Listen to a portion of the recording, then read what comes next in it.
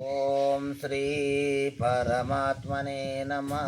ಕಣ್ಕಣಿನಲ್ಲಿ ಚರಾಚರನಲ್ಲಿ ಒಳಗಡೆ ಮತ್ತು ಹೊರಗಡೆ ಅಂತರ ರೂಪದಿಂದ ನಿವಾಸ ಮಾಡುತ್ತಿರುವ ಪರಮಪುರುಷ ಪರಮಾತ್ಮನ ನಮಸ್ಕಾರ ಮಾಡುತ್ತಿದ್ದೇನೆ. ವಿಷಯ ಏನೆಂದರೆ ಆತ್ಮ ಸಾಕ್ಷಾತ್ಕಾರ ಮಾನವ ಜೀವನದ ಸರ್ವಶ್ರೇಷ್ಠ ಸಾಧನೆಯಾಗಿದೆ. ಆತ್ಮ ಸಾಕ್ಷಾತ್ಕಾರ ಮಾನವ ಜೀವನದ ಸರ್ವಶ್ರೇಷ್ಠ ಸಾಧನೆಯಾಗಿದೆ. ಮಾನವನು ಆತ್ಮ ಸಾಕ್ಷಾತ್ಕಾರ ಅನುಭೂತಿ ಮಾಡೋಕ್ಕಿಲಿಯಲ್ಲಿ ಬಂದಿದ್ದಾನೆ. ಆತ್ಮ ಸಾಕ್ಷಾತ್ಕಾರ ಅಂದರೆ ಏನು? ಆತ್ಮ ಸಾಕ್ಷಾತ್ಕಾರ ತದನಂತರ ಏನೆಲ್ಲ ಅನುಭೂತಿ ಆಗ್ತದೆ? ಆತ್ಮ ಸಾಕ್ಷಾತ್ಕಾರ ಮೊದಲು ಯಾವ ರೀತಿ ಮನಸ್ಸಿನ ದ್ವಂದ್ವ ಅವ್ರ ಸಾಕ್ಷಾತ್ಕಾರ ನಂತರ ಯಾವ ರೀತಿ ಪ್ರಕಾಶಮಾನ ಆಗ್ತದೆ ನಮ್ಮ ಒಳಗೆ ಯಾವ ರೀತಿ ಪ್ರಕಾಶಮಾನ ಆಗ್ತದೆ ನಾವೀಗ ನೋಡೋಣ. ಈಗ ಆತ್ಮ ಸಾಕ್ಷಾತ್ಕಾರ ಎಂದರೆ ನಾವು ಮೊದಲು ನೋಡೋಣ. ಆತ್ಮ ಸಾಕ್ಷಾತ್ಕಾರ ಎಂದರೆ ಆತ್ಮ ಸಾಕ್ಷಾತ್ಕಾರ ಎಂದರೆ ನಾವು ಒಳಗಡೆ ವಿಚಾರವನ್ನು ಹೊರಗಡೆ ಹುಡುಕ್ತಾ ಇದ್ದೆವೋ ಒಳಗಿನಲ್ಲಿ ಪ್ರವೇಶ ಮಾಡಿ ಹುಡುಕುವುದಕ್ಕೆ ಪ್ರಯಾಸ ನಿಧಿ ಅಭ್ಯಾಸ ಮಾಡುವುದು, ತನ್ನನ್ನು ತಾನು ತಿಳಿಯುವುದು, ತನ್ನ ಸ್ವಸ್ವರೂಪವನ್ನು ಅರಿತುಕೊಳ್ಳುವುದು. ಇದನ್ನು ಯಾರು ತನ್ನ ಸ್ವಸ್ವರೂಪವನ್ನು ತಿಳಿಯೋದಕ್ಕೆ ಹೋಗ್ತಾ ಇದ್ದಾರೋ ಮಾರ್ಗವನ್ನೇ ನಾವು ಆತ್ಮ ಸಾಕ್ಷಾತ್ಕಾರ. ಯಾರ ಒಳಗಡೆ ಯುಗದಿಂದ ದೀಪ ಬೆಳಗುತ್ತಿದೆಯೋ ಅವರು ಯಾರು ತಮ್ಮ ಸ್ವಸ್ವರೂಪವನ್ನು ಅರಿತುಕೊಳ್ಳುವರು ಆ ಮಾರ್ಗದಲ್ಲಿ ಹೋಗೋದನ್ನು ಆತ್ಮ ಸಾಕ್ಷಾತ್ಕಾರ ಅಂತ ಹೇಳ್ತಾ ಇದ್ದೀವಿ. ಆತ್ಮ ಸಾಕ್ಷಾತ್ಕಾರ ಮೊದಲು ಏನೆಲ್ಲ ಪರಿಸ್ಥಿತಿ ಬರ್ತಾಯಿದೆ? ನಾನು ಎಂಬ ಭಾವನೆ. ಆತ್ಮ ಸಾಕ್ಷಾತ್ಕಾರ ಮೊದಲು ನಾನು ಎಂಬ ಭಾವನೆ, ನನ್ನ ಶರೀರ ನನ್ನ ಮನು ಆಗಿದೆ. ನಾನು ಸಂಬಂಧಿ ಸೀಮಿತವಾಗಿರ್ತದೆ. ಸುಖ ದುಃಖ ಲಾಭ ನಷ್ಟ ಪ್ರಶಂಸೆ ನಿಂದೆಗಳಿಂದ ಮನಸ್ಸು ಸುಲಭವಾಗಿ ಕದಡುತ್ತದೆ. ಭಯ ಆಸೆ ಕ್ರೋಧ ಇವುಗಳು ಜೀವನವನ್ನು ನಿಯಂತ್ರಿಸ್ತವೆ. ಇದು ಏನೆಲ್ಲ ಮಾಡ್ತದೆ? ಯಾವಾಗ ನಮ್ಮ ಅಜ್ಞಾನ ಕಾರಣದಿಂದ ನಾನು ಮಾಡುವನು, ನಾನು ಮಾಡಿಸುವನು, ನಾನು ಜೀವ ಆಗಿದ್ದೇನೆ, ನಾನು ಅಹಂಕಾರದಿಂದ ಮುಳುಗಿರ್ತದೆ. ಸಾಕ್ಷಾತ್ಕಾರ ತದನಂತರ ನಾನು ದೇಹವಲ್ಲ ಮನಸ್ಸಲ್ಲ ನಾನು ಸಾಕ್ಷಿ ಆಗಿದ್ದೇನೆ ಎಂಬ ಸ್ವತಃ ಸ್ಪಷ್ಟ ಅನುಭವ ಆಗ್ತದೆ. ಅವ್ರ ಘಟನೆಗಳು ನಡೆಯುತ್ತವೆ, ಆದರೆ ಅವುಗಳ ಮನಸ್ಸಿನಲ್ಲಿ ಅಳಿಯುವುದಿಲ್ಲ. ಒಳಗಿನ ಶಾಂತಿ ಸ್ಥಿರವಾಗುತ್ತದೆ. ಘಟನೆಗಳು ನಡೆದ ಮೇಲೆ ಅವುಗಳ ಮನಸ್ಸಿನಲ್ಲಿ ಅಳಿಯುವುದಿಲ್ಲ. ಒಳಗಿನಲ್ಲಿ ಶಾಂತಿ ಸ್ಥಿರವಾಗಿರ್ತದೆ. ಕರುಣ ಸಹನೆ ಪ್ರೀತಿ ಸಹಜವಾಗಿ ನಿನ್ನ ಒಳಗಡೆಯಿಂದ ಕಂಡುಕೊಳ್ತೀಯ ನೀನೇ.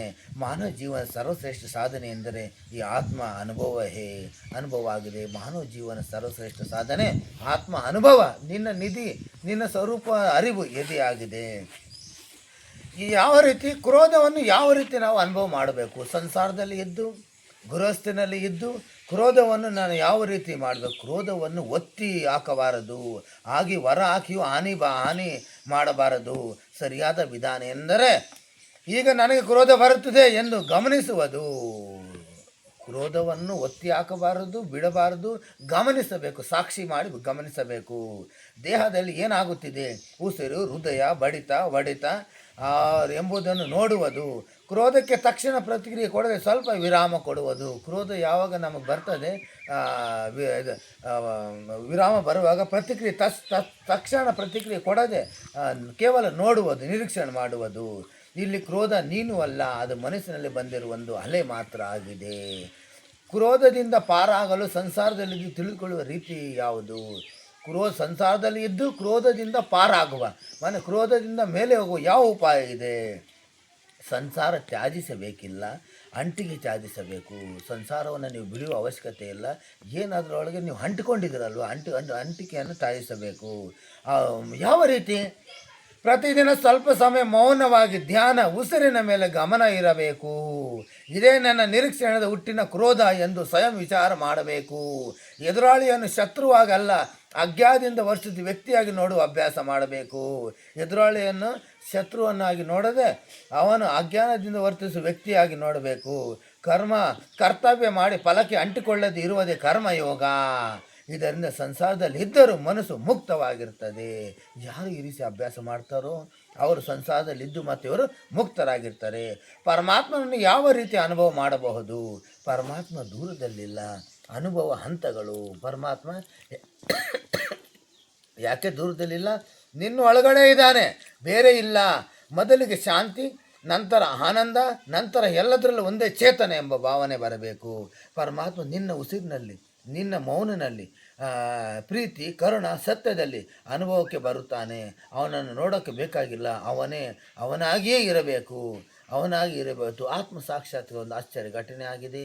ಆತ್ಮ ಸಾಕ್ಷಾತ್ಕಾರ ಹೊರಗಡೆನ ಹುಡುಕಾಟ ಸಂಸಾರ, ಒಳಗಡೆನ ಹುಡುಕಾಟ. ಯಾರು ತನ್ನನ್ನು ಹುಡುಕ್ತಿದ್ದನೋ ಈ ಸಾಕ್ಷಾತ್ಕಾರ ಮಾರ್ಗ ಆಗಿದೆ. ಇವತ್ತು ನಿಷ್ಠೆ. ಓಂ ಶ್ರೀ ಪರಮಾತ್ಮನೇ ನಮಃ.